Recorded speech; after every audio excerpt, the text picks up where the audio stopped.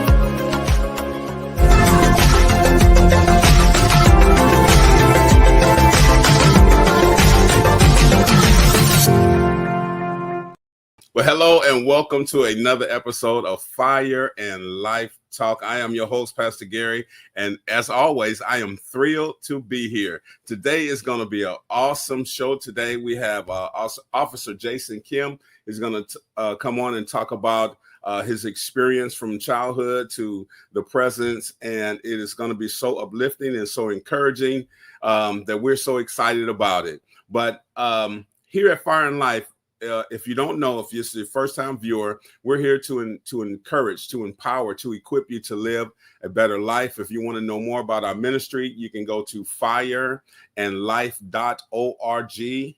That's fireandlife.org.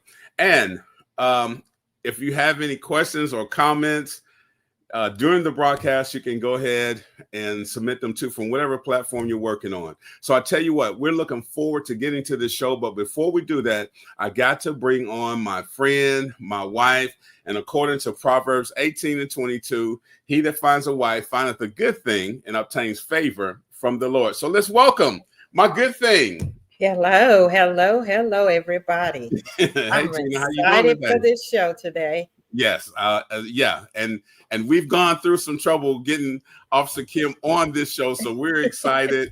And we know a lot of times when there's much resistance, there's going to be much joy and adulation and all that good stuff. So today we'll be talking about his experiences coming to America as an immigrant and actually living out his dream. Yes. So we're excited. I tell you what, let's without further ado, let's just go ahead and bring him onto the platform. And we want to welcome Officer Jason Kim from the Fort Worth Police Department. How you doing, Officer Kim? Hello. Oh, good. How are you? Doing great. Thank you for taking time out from saving the city and you're coming on to the show. We appreciate it. It's my pleasure. Thanks for having me here to allow me to share my experience through my journey. So, yeah, I guess we've officially met coming up on a year ago. And I know when we first met, I shared that I had the opportunity to go to South Korea and how much I fell in love with the culture, with the people, with just the whole experience. And I think since then we started developing a relationship. So I'm glad we've come to this point where you're able to come on to the show. But I tell you what, you know, when we think of immigrants here as in America, there's such a wide array of thoughts and concepts.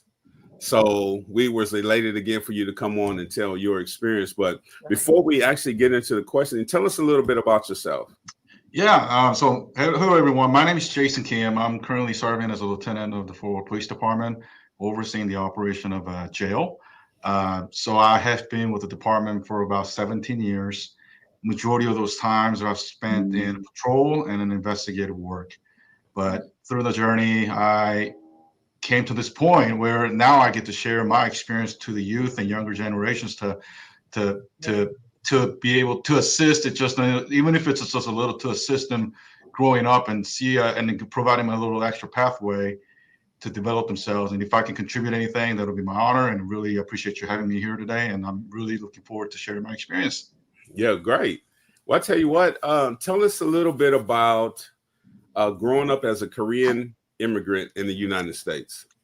So it's a very different. So how I came to let me just to share my life story on how our family ended up in Texas and or just specifically in Dallas, Texas, is that when I was just right after I was born, my parents, they applied for a green card. And those of you that have gone through the immigration system, it usually took about 15 to 20 years just to get a response from immigration office. So by the time that I reached about 14 years of age, South Korea experienced a big stock market crash. It's called it's formally called IMF time age in South Korea. Okay. So my dad used to work for a big motor company called Daewoo.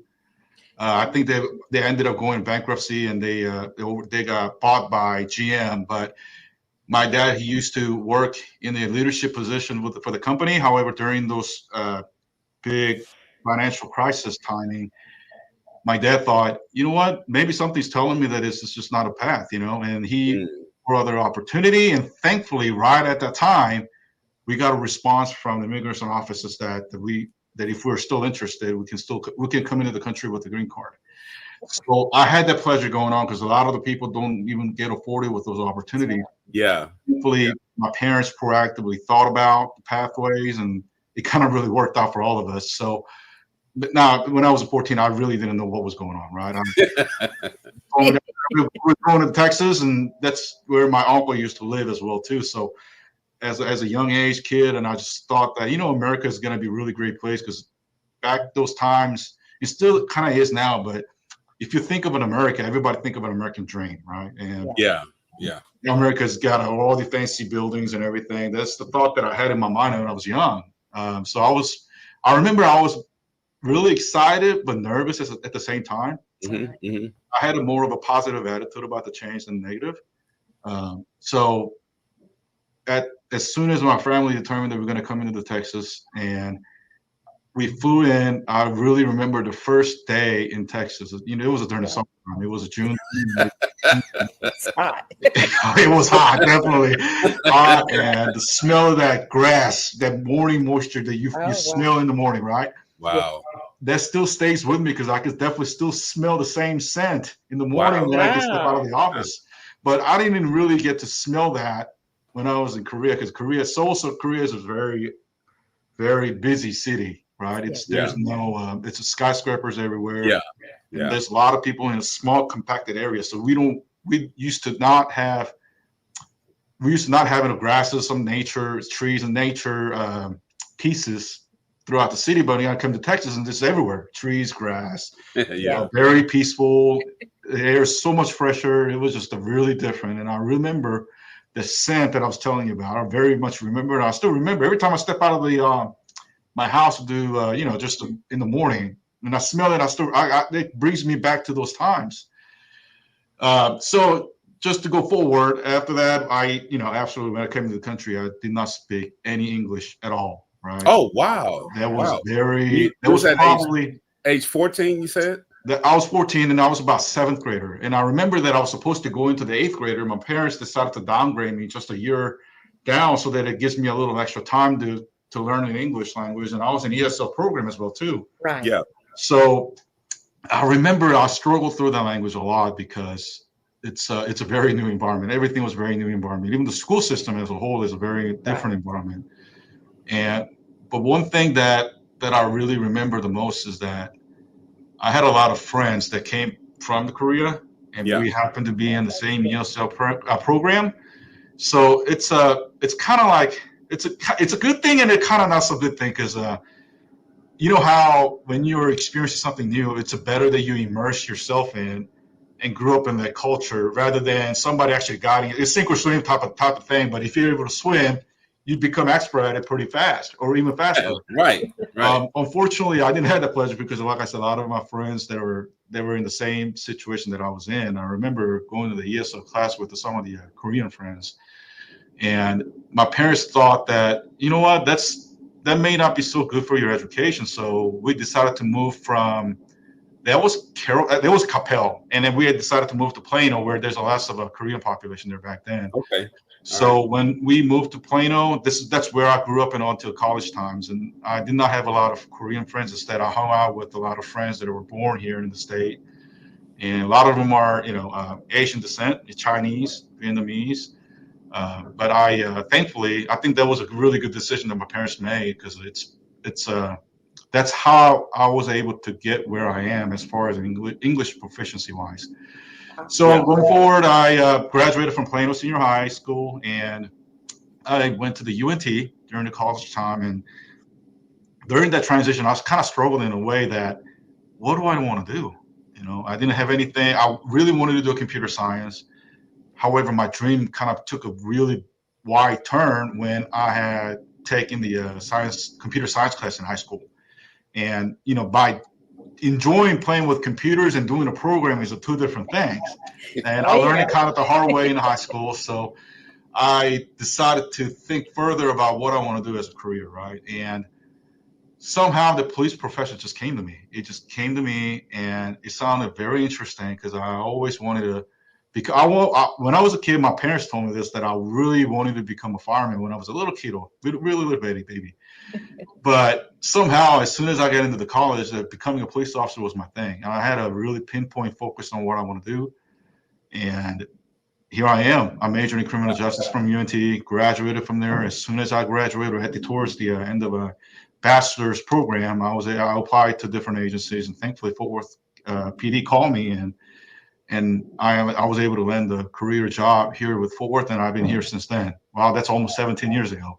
Yeah, that's great. But let's go back. This is one thing, a few things that you mentioned that we can relate to, but ours is like on a travel, short term, a month or 2 months at the longest. It's culture shock. Mm-hmm. And that's why I said, you didn't speak any English. I'm like, whoa, so sometimes we don't realize, and we don't take time to think about that process. People come from other countries. Hey, you here, there's some expectations that if you come here, you should know the language, or, some things like that. But that's just not reality all the time. Right.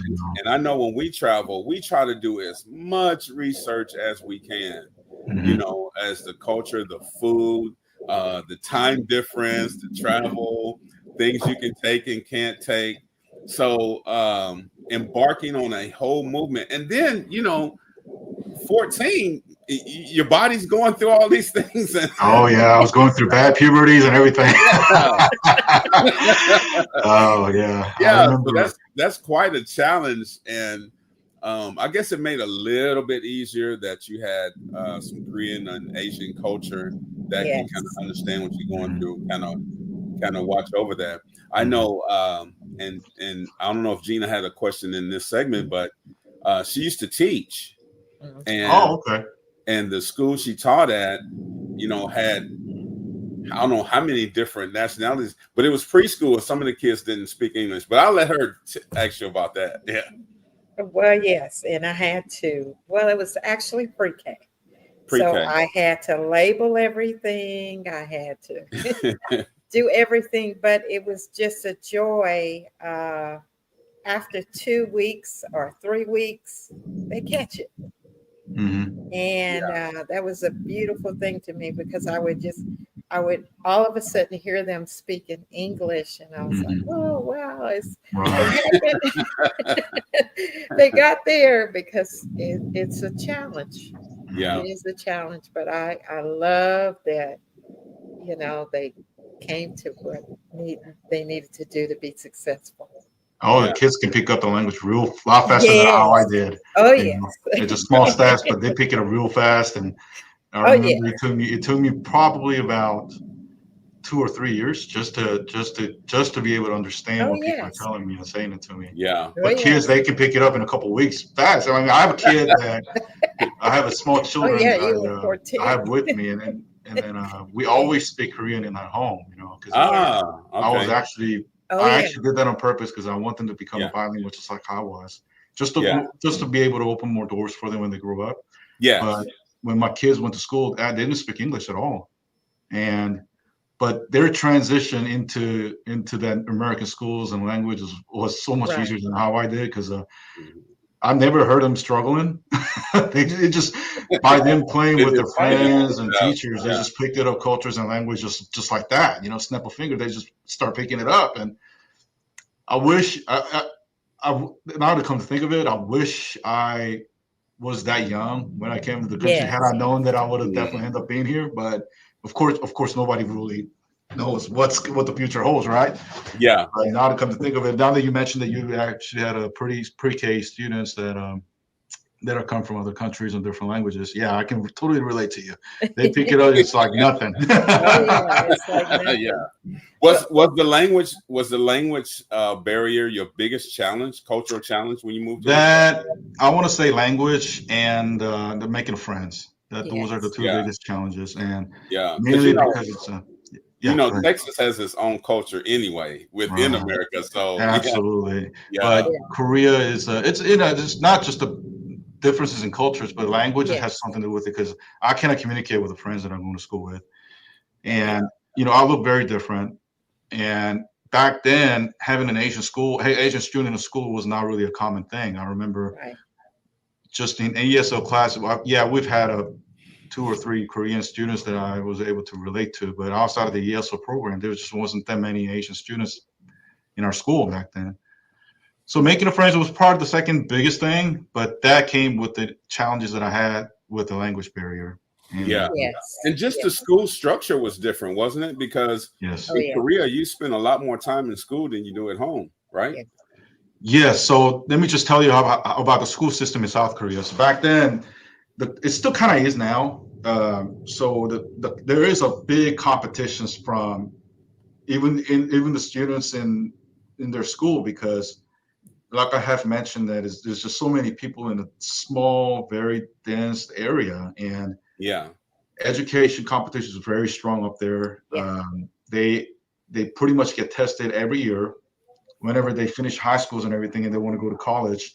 Here you can take SAT. They have about 4 or 5 opportunities to take the SAT, and you pick the best score before you're submitting your application to get into the college. As opposed to that, in Korea, you have to do it once a year, and you have to put all in for that 1 year, the once a year test. If you don't do really well on the test and you're kind of get behind on competitions, you have to wait another year to take that class or take that test. Oh, wow. Yeah. So the educations and outside academy or further education after school is very strong in Korea. And I did experience that when I was a kid. But here, we don't have any of that. There's just so many opportunities. And in Korea, it's the system they have in place is that you stay in classroom. Teachers go to the front. Teachers put something on the board, the chalkboard, and we just have to learn it ourselves. There's no interactions, no conversation. You just have to listen to what teacher's telling you, and you just have to obey or understand what they're saying to you. Otherwise, you're going to get pushed behind. As opposed to that, here is more conversational, more. I remember it was very interactive. So that was very different. The competition less of the competitions, and the way I learned through school was very different because it was very interactive as opposed to how it was in Korea. Wow. Interesting. That's interesting. Well, what role did your upbringing play in the decision for you to pursue your career in law enforcement? Because I really don't know. A lot of people tell you that, hey, it was just a calling. That kind of, I can definitely relate to that, because nobody in our family has any type of police experience. I don't know anybody who's a police officer. Now, one thing, my parents used to own a donut shop, so we did have a lot of police customers. But as far as a personal interaction, I don't know. You're going to get in trouble for that one. It is okay. A lot of the police officers actually they're aware of this stereotype. But those are the only times a good one. those are the only times that I got to see. But I just absolutely have no personal more personal connections with anybody in law enforcement. I don't know how it came to me. I really don't. Now that I come to think of it, it was really a calling, and I had a very pinpoint goal that I wanted to go to, and I didn't look back. I didn't look elsewhere. I just looked at the law enforcement careers, and I really just had that goal in mind, and I just went with it. Wow. And That's amazing. thankfully God put me in a position where, because I still say that even though this career is very challenging, there's a lot of testing on you. Yeah. However, at least what I know for a fact is that I came in the profession that I wanted to. I know a lot of friends and families that they majored in different fields. They majored in what they are interested in. However, when they pursue their career, they have to go to the different type of career because they were not able to achieve the goal of having a job that they desire. I got you. Yeah. As opposed to that, I'm really thankful that how it came to me, because at least I was able to pursue the dream job that I was going for. Yeah. And for that, I'm really thankful for what happened, of how it ended up happening, and I'm still here. So that's good. That's so good. That's awesome, and that's one thing that we encourage the youth that we have the opportunity to speak to, the young adults. Hey, find something that you're passionate about. Absolutely. Yes. Find something that you love, and I think they say when you do that, you never work another day in your life. Absolutely. When you enjoy what you're doing, then it's not just a work. It's just it becomes your life. Now, I'm not going to encourage the younger generations to put their lives into work, because they still have to take care of themselves, have to enjoy what they do, and have hobbies and stuff like that. And that's how it was to me. When I was a baby cop, my life is all about going to work in a way that I feel really bad about neglecting my family to pursue advancement in my career. And I'm now getting to that age to where you have to take care of yourself. You want to do what you enjoy. You want to pursue a career that you dreamed of. However, in the end, your utmost priority is your family and yourself and your health. Yes, it is. Yeah, that's good. Yeah, that's I'm good. at the point that I was started to kind of shift in my priorities from work towards my families. And I think when we get to a certain age, or sometimes certain experiences we have, we realize in life we have to have a balance.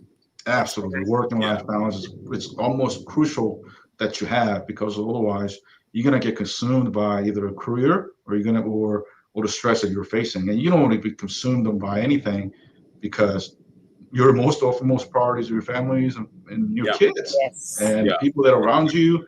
So I've been trying to encourage my friends and younger generations that have a hobby, have a hobby that you enjoy the most outside what they want to do for their career. Having a job, having a career is different than having a different hobbies to enjoy yourself. So you just have to make terrible at it. I really admit that I was very terrible at it, but now I started to recognizing how bad of a decision that was. And I've been trying to advocate everyone, those younger generation police departments, that this is still, you want to put 100% in the work. However, when it's time to plug off and enjoy your life, you got to do that after work. Yeah, definitely. Yeah, I'm glad you mentioned that. I want to explore that some more in our second segment. And with that, we're going to take a short commercial break. We're here with police officer Jason Kim. He's talking about his experience of coming to America and just the culture shock and everything about it. But we're going to dive a little bit deeper. Again, we thank you for tuning in to Fire and Life Talk. We appreciate you.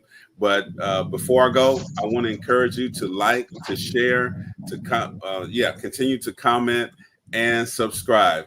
We'll be right back.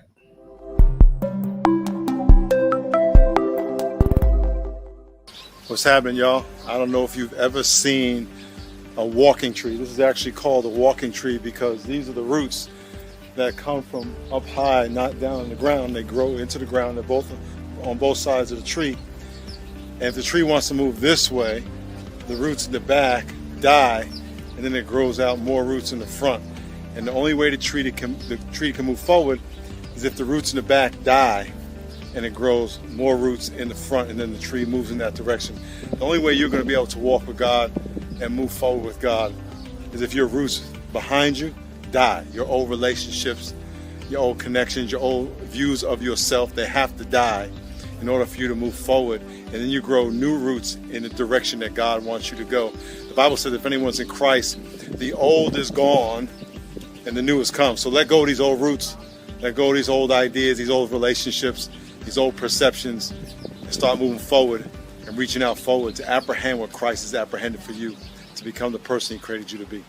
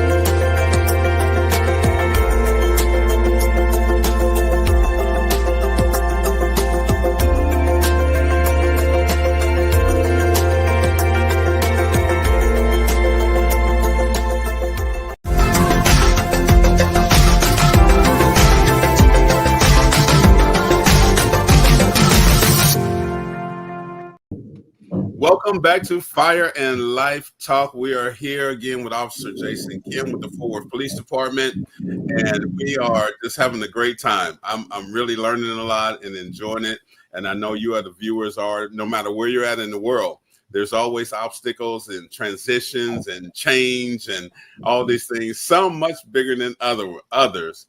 So, hey, we're in segment 2. We're going to talk more about Officer Kim's journey. And I know, Gina, you had a question.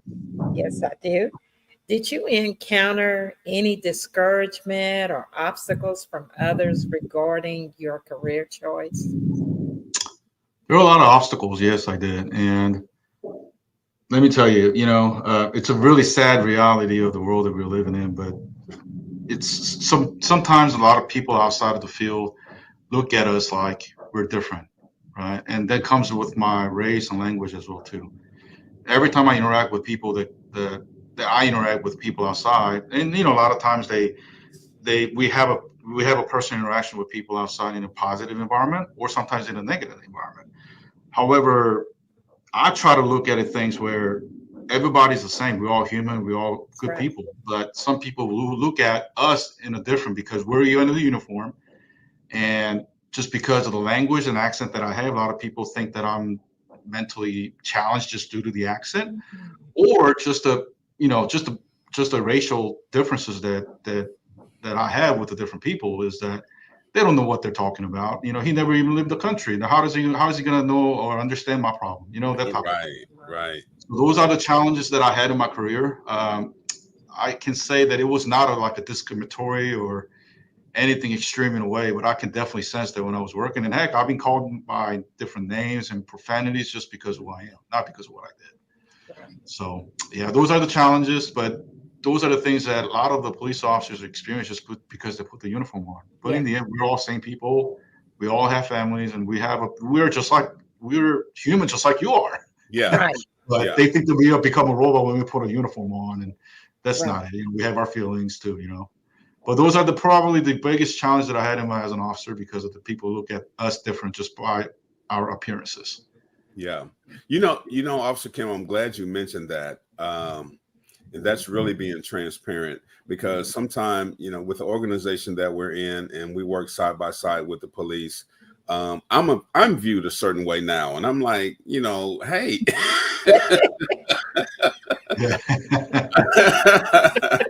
I remember when I first started, we have our uniforms now, but I remember when I first started, I was like in my civilian clothes, and the officer needed some gas. So I popped out and said, hey, I'm gonna run in, use the restroom and get some things. And I'm getting out of the front seat of the car in civilian clothes, and I run in, I didn't have a clue. I was still green. I'm coming back and some people hollering at me, either he a snitch or he's undercover. I'm like, wait, what? Yeah. I guess you got a little piece of that as well. Oh yeah, I've been called some names and everything too. And even in my identity, in my wear, I'm making it more that I'm a pastor, But hey, guilty by association. Yeah, But I tell you, the good experiences have been way overweigh the of course, challenging experiences. But and also too, I have to say this: you do it every day. absolutely. I don't do it every day. You do it every day. And the one thing I explain from a spiritual point of view, that the police are ordained to enforce the law and keep the peace. You're like the gatekeepers of the city, and I always say the very ones that's hurling those sometimes physical things and and verbal assaults. If they need to the police, they expect, when they call 911, they expect you to come in and take care of them. But also too, I guess we're going this way. Two expectations on police officers are sometimes unreal. They expect police officers to be, and it's not condemning anyone, because you're in a state of shock or whatever state you're in. Because when that call comes in, they're not calling to ask us to come and have milk and cookies. There's traumatic things that are happening. Right. So, but sometimes the expectations of the public is the police to be a counselor, to be just everything. But the bottom line is just to enforce the law and within that law. And I never thought I would be doing it, because I was in LA during the crack epidemic, and I've sat on the curb, I've been profiled, I've been all that. So it's part of my life. I share all the time, man. I never thought I would do this, but I think it's one of the greatest things that I've experienced in our ministry and in my life. And I see that you're human. You want to go home at night. You have families, Yes. and so there's other officers that I've worked with that have come from different countries as well. And so I hear you. I can just imagine you working on a particular side of town in Fort Worth. East side or south side. Yeah. I didn't want to say what side, but yeah, I know. Yeah. So with all that said, thank you for your service. Amen. Thank you.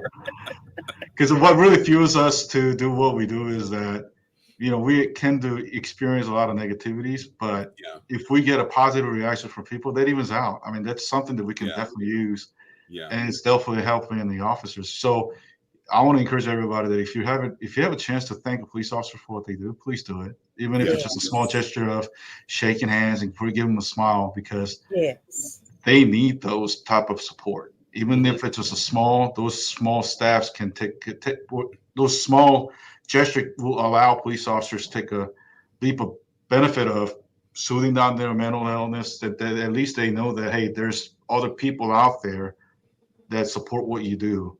Do not listen to all the negatives that you see on the TVs and what people are telling you. Just by you showing that support and appreciation, officers will have that in the back of their head whenever they encounter with the negativities out there, saying, you know what, they're not the representative of society as a whole. There's a lot of good other people out there. Right. That's what really hold police officers to put themselves together and still do what they do, because in the end, they know that majority of society do support for what you do. So if you have a chance and opportunity to thank a police officer, please do. Yeah, I agree. And again, my experiences, I'm not out there every day, but my experiences is the public will buy you lunch, or, just say hello, thank you, we appreciate it. If we're sitting for a while, actually, if you want some cold water, anything, like you said, those little gestures. And nowadays, the society that we sit in, we don't know who's walking up to the car. Right. We don't know the intention. So, do that. I encourage the public to do that. And again, we can't lump the public all in one as well, but it's case by case. Yes. Yeah, it's case by case. So I appreciate it. Being entrenched in it, I have a big understanding, and I'm not afraid to say, hey, each and every officer is is as an individual. There's been different trainings from different cities, different departments, different backgrounds. All those components make that officer. Or if let's take the officer out of it, it makes us as an individual, our worldview, our church view, all of that. So, so we just take that time to tell you thank you. Thank you so much. Thank you for your support. Yeah, we appreciate it. And tell us about some of your mentors, growing up. What was your greatest influences? Now I'll come to think of it, I have, I don't think I was in a lucky where I had several mentors that I could reach out to because, I was a minority. A lot of the folks that I followed, they all look different. They all have a different experience than I did. So there's less people out there that I can relate myself into. But one of the big mentor that I had during my career, thankfully at least I had one, is that I have a good friend who's been with the Florida Police Department for about now 29 years. Okay. He grew up the personality that I grew up that I am, and the experience that I had as an immigrant, I can totally relate all that experience to this friend that I'm telling you about. Okay. So he was my mentor. He started a career a lot earlier than I did, but it literally looks like I'm taking the steps that he had taken 10 years ago. And he was a person that I was able to reach out to. And everybody needs a mentor like that person. At least one person. Yeah. Yes. Because there's a saying in our culture is that if you have one or two friends that you can open yourself to, just one or two good friends that you can be really honest about yourself to, then you've been succeeding in your life. There's a whole saying that. Amen. And I can thankfully say I have at least one person I can trust. Amen. And so I feel really blessed about this. So yes, I did have a one person, but more mentors that you have is better. Yes. But just having a one person at minimum is something that I definitely needed and I had. So I'm really thankful for that. Well, how does your family react to your decision in law enforcement? It was not negative, but they were very fearful because the only times they listen and see what police officers do through the TV. Yeah. So they think that which we did, sometimes we go out on the street in the uniform and you encounter some calls where potentially be dangerous, but majority of times that doesn't happen very often. It just happens once in a while. And hopefully it doesn't happen to anybody in the whole career, where they have to pull the trigger on the gun. Yeah. But from my parents' perspective, they think that we're getting into a war zone. That's just something that we deal with every day, right? Getting the shootouts, which is not realistic, but that's how my family thought that I was doing. So they were supportive that I was going for a profession that's honorable. However, they kind of not opposing, but they were really fear that I was actually going into the profession because of the safety wise. So if I don't answer my phone call when they call me, they immediately start freaking out. But those are the only reactions that I have from my family. But they were very supportive that what I'm doing here because they know it's an honorable profession, and it's a very proud moment that a minority officer, a minority person joining into a government position is very proud, and especially I didn't grow up here. I'm an immigrant. I'm just I speak different language, but my parents were really proud of that because they knew the challenges that I've gone through, and they knew what I wanted to do, and they saw that I could potentially be a good police officer, and here I am. I'm still here, and I'm glad that my parents saw it and everything. So they're very thankful and supportive, but at the same time, they still worry. I mean, they still treat me like I'm baby to them. Yeah. So it's something that I can really help, but those are the things that how my family reacted when I was going for this law enforcement profession because of the fear of the safety. Yeah, I know that's a big one. That's a big one. I know I've rode out with some officers. Their family doesn't go to bed until they come home, and things of that nature. So it's kind of tough. But here I am. I'm thinking where I grew up at. I grew up with Italians. I grew up with Polish, Middle Eastern, and Puerto Rican, and everyone had their own community. Mm-hmm. And you can walk a few blocks and be in another community, and you had to carry yourself a certain way. You had to respect that community. And so I kind of wanted to circle back a little bit with you working on the particular sides of town that you did. Give us a couple stories, if you can remember, of your encounters with the public when they see that you didn't look like them. It's hard, I mean, it's because people tend to like and trust people that they're very familiar to them, right? So me being a police officer coming out in the side of town where predominantly it's African American populations or Hispanic populations. In the end, I'm a police officer in uniform. That's already challenging as it is. Put on the uniform on, but by looking different than how they look like racially or in being in uniform, it's definitely challenges. And the majority of distrust that come from them is how do you know about our culture? How do you know the environment that I grew up in? You don't know anything. So every time I give them some type of advice or give them some type of order, they always question. You don't know nothing about this. You don't know. You never grew up in our hood, so they don't trust you and all that stuff. So yeah, I definitely see that. I definitely saw that in my career, absolutely, because I've served in Hispanic predominant communities and I've served in Caucasian predominant communities, and I served in African American predominant communities, and I did experience it on every one of them. Even the Caucasians or white American communities, I'm still a different person. So I did get those challenges throughout my career.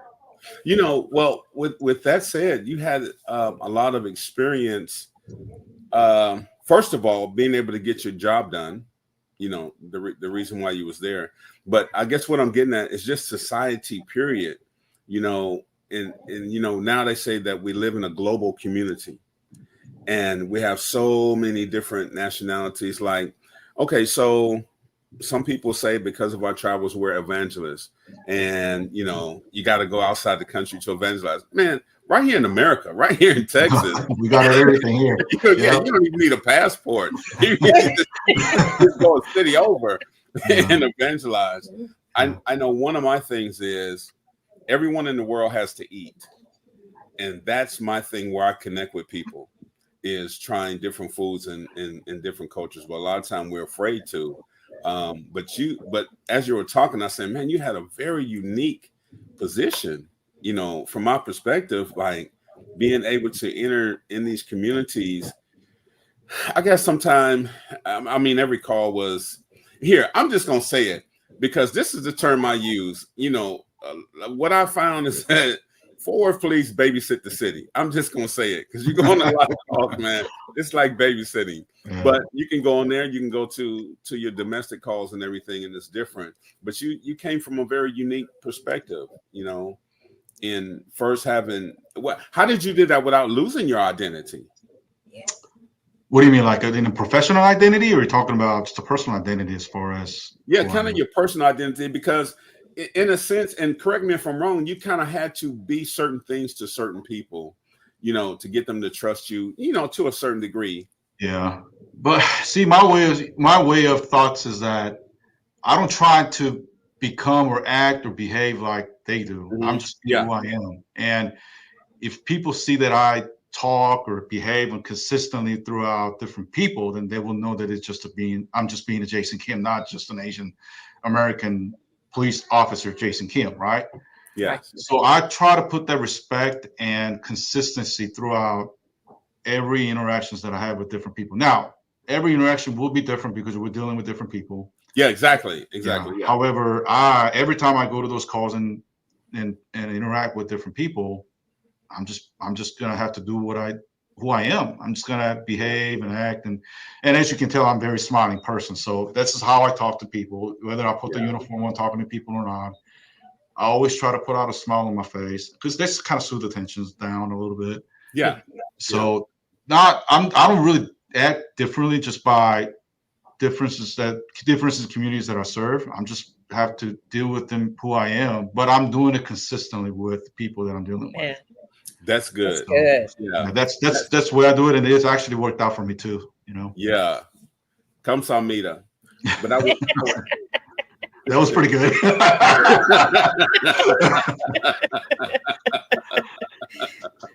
Yeah, but so that's really important because let's take the police officer, take the uniform out of it.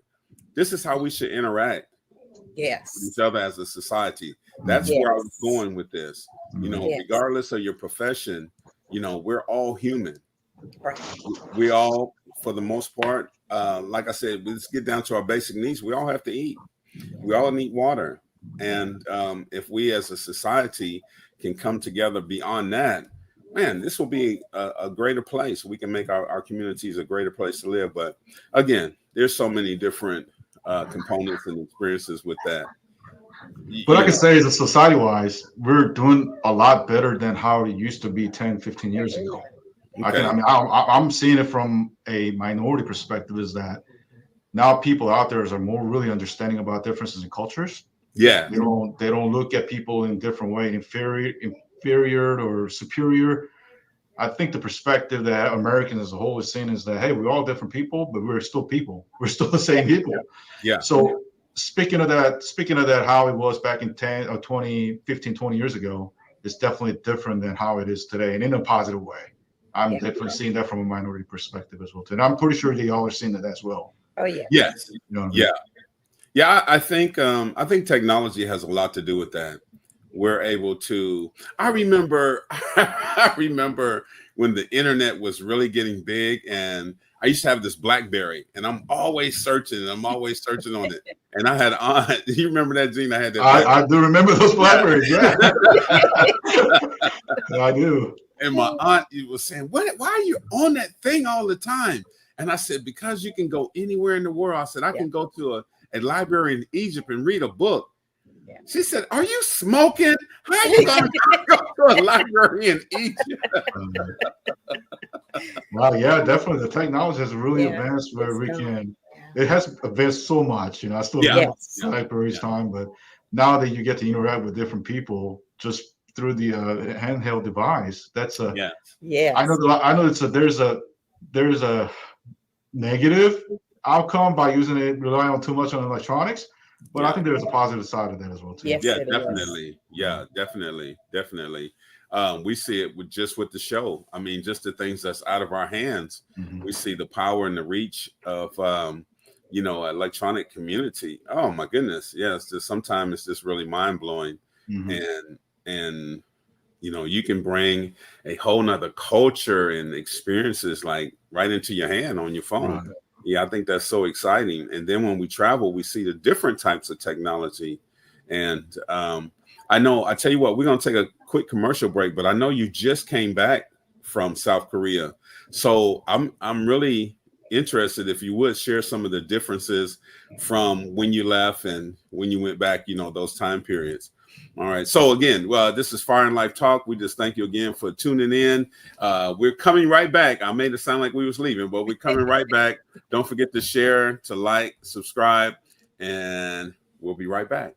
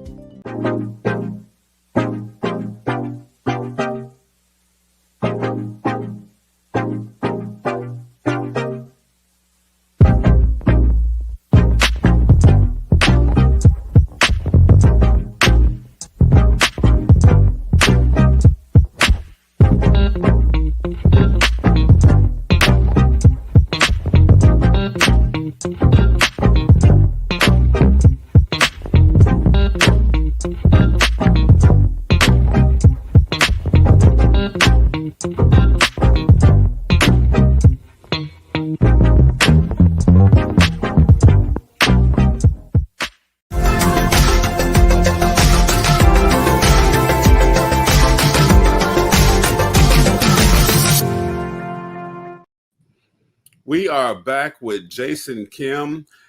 from the Fort Worth Police Department, and also on the platform is my good thing, my wife, my friend, Pastor Gina. You know, in the last segment, we talked about some really serious things about society and things of that nature. And right before we went on the break, I was asking Officer Kim, he just came back from Korea. So, Officer Kim, what were some of the differences? Like, how did your family receive you coming back? Did they say, hey, you changed? And what changes did you see and technology? Share that with us. Yeah, so that was my first year in 14 years. Wow. So it's been a while. It's been some time, right? Yeah. So, but the crazy thing is that I had an opportunity to see my families in Korea that I haven't met for the last 14 years. Wow. But just because we're family, nothing different. I came in there talking to them. I just gave them a call. Hey, I'm here in the country. You want to have a dinner? Yeah. What time are you? Just start. It was very, very seamless interactions. Oh, wow. Okay. Just if you have a friend that you haven't spoken in 14 years, and I mean, yeah, the person will kind of react differently, right? But not with the family members, because they know that you're out there, and they're just glad to see you. So yeah. I had a really good time in July when I went back to Korea. My parents still live there, so I was able to see my parents. It was a very good. I guess you can say it. It was a really good vacation for me and for my mental health as well too. So that because I was able to get to see people that I haven't met for such a long time, and I still had that link with the family members. So I enjoyed it. It was a very good experience. That's good. That's always great to hear. Yeah. Let's kind of switch a little bit, because you shared your whole experience about first finding out you're coming to America, then going through the culture shock, all of those things, and now you've gone back to Korea. How would you motivate or give advice to young immigrants in this day and time that's facing similar challenges to pursue their dreams? As a police officer, or pursue their dream over their design? Just all around, period. Yeah. Even a little guidance. Or this would be a good time to recruit. Yes. So well, let me just tell you from a law enforcement perspective, right? Okay. You for the to the young generation folks, you have to ask yourself, do you enjoy helping other people out?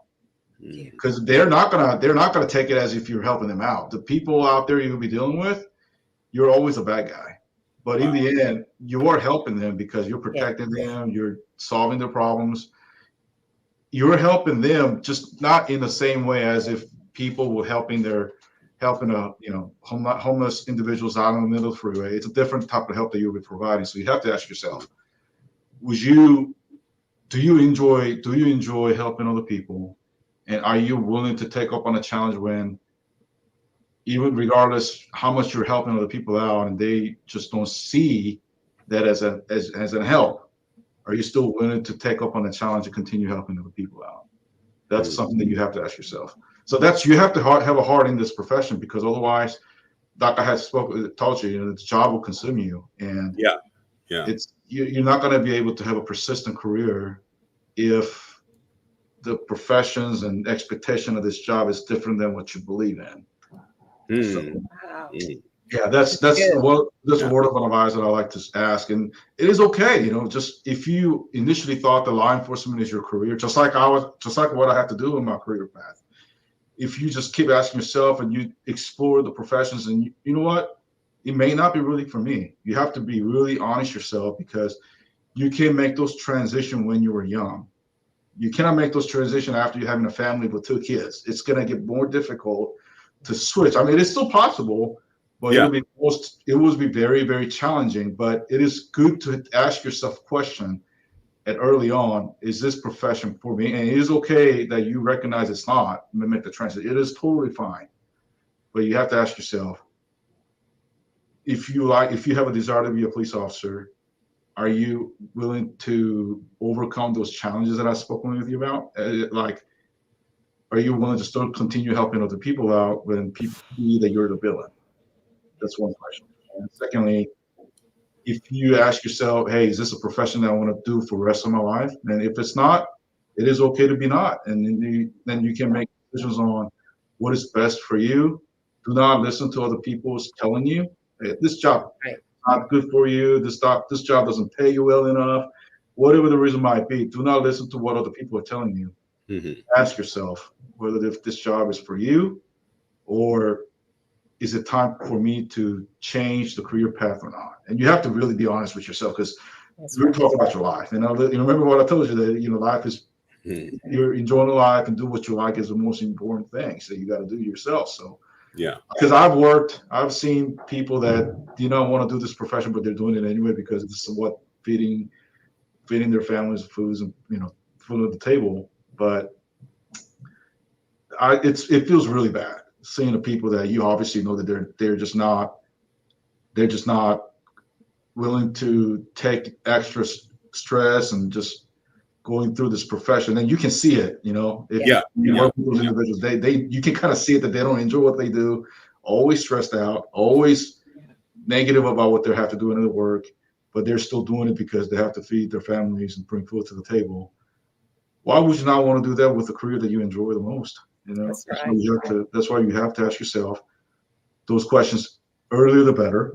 However, later, if you recognize this job is not for me, it is okay. It is okay. Yes.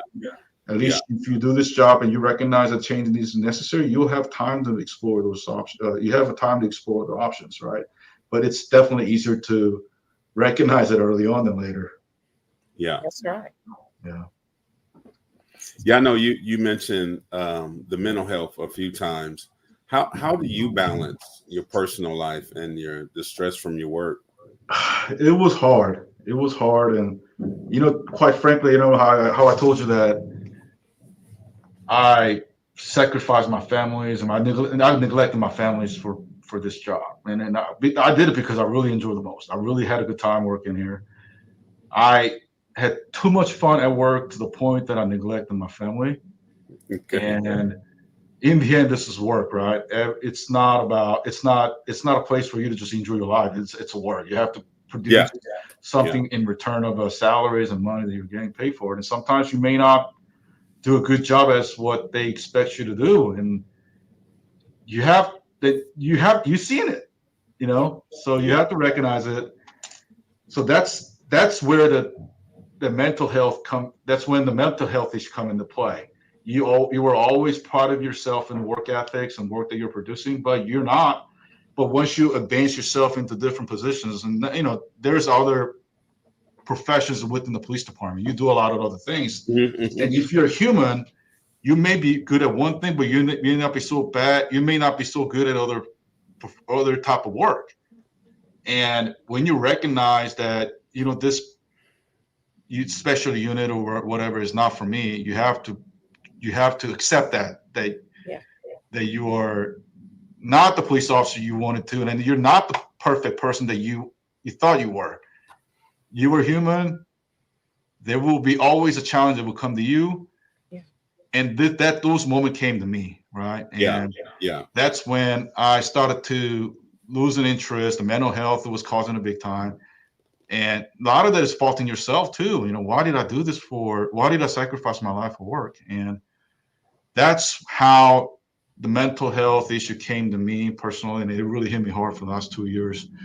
And I'm still struggling, to be honest with you. I'm still struggling, but I'm doing it in incremental steps, and I'm seeing therapists and professionals to be able to cope with the type of stress, and I'm getting better at it. But there will be at times, and I think this happens to really anybody in any profession, really. Yeah, that's what I was going to say. Yeah. And I'm just now getting to the age. It took me a little bit later than most people, but my time was this last 2 years that mental health is really important. It's going to happen to anybody at unexpected time. And if you encounter that, there is a way to cope with it. And that's when you can use your mentor as well, too. People that you trust the most. Yeah. So that's where I'm struggling, and I'm still dealing with it. But at the same time, you have to. I know that there are people out there that support me as well too. Yeah. So that's how I'm dealing with it. And then I think most of the several police officers are going through what I'm going through as well. So you're not alone. There'll be partners in your journey. And I want to just tell everybody that, hey, if something happens like that, it's not the end of the world. That's right. Anybody, it's just your time to go through those obstacles. You just got to have to find a way to go overcome those obstacles by having your trust people around you. And even just not so much of a trust, but you can definitely reach out to therapists, counselors, and medical doctors for this help. And don't hesitate to reach out, because the mental health is a serious medical issue. Not only the physical, but the mental health is definitely a serious medical issue that sometimes it'll be very overwhelming. Yes. Yeah, I'm glad you opened up and shared that. There's been such different stigmas in different communities, different cultures. And I know with police, just from my experience, that was a no-no. That was something you really didn't open up and say, because, first of all, you get your gun and your badge taken away, from my understanding. And, for someone that's their dream. Oh, wow. Hey, will I ever get that back? Just a different thing. So I'm proud of you. Yes. Taking those steps. And I'm really proud of you for opening up and sharing that, because it's so important. We have several shows with psychologists, psychiatrists, mental health certificate specialists on this show. And, when we get to segments like this, it's important, and we encourage people, like you mentioned. You don't have to be a policeman to what some people call hit this wall, or get to this point in life where you just can't go forward. I speak of myself. I was in the military. I didn't recognize it till decades later. I couldn't get out of my own head. I just replay thoughts over and over, and it started affecting my behavior, started affecting those around me. And once I got help, oh man, it was like a new day. It was a new day. I wasn't no longer walking around in a cloud and in darkness, throughout the day. So, hey, I'm so glad you shared that. You're welcome. Because I didn't have a lot of guidance as far as dealing with the mental health issue when I was young, right? Yeah, it's not something that you really want to proud of. And a lot of people that go through those challenges, they rather want to keep it to themselves rather than talk about it. Yeah. But I say now, I am being in this position of a person that could provide any guidance for younger generations. I'm the reason I'm doing this, because I wish I had this advice when I was young. That's right. But now that I'm going through it, Yeah, I wanted to share it out to everybody. Hey, take that ego on your side. You're human, just like anybody else. Right. You'll have those good times. You'll have a really good times where people are going to admire your work ethics and work you're producing, but that's not going to be an indefinite. There will be at times where you're going to hit the brick wall. There will be setbacks where at the unexpected time, and that's when the mental health issue is going to come to you real hard. But what I want to tell everybody is that it happens to almost anybody. Your time is up. You can deal with it.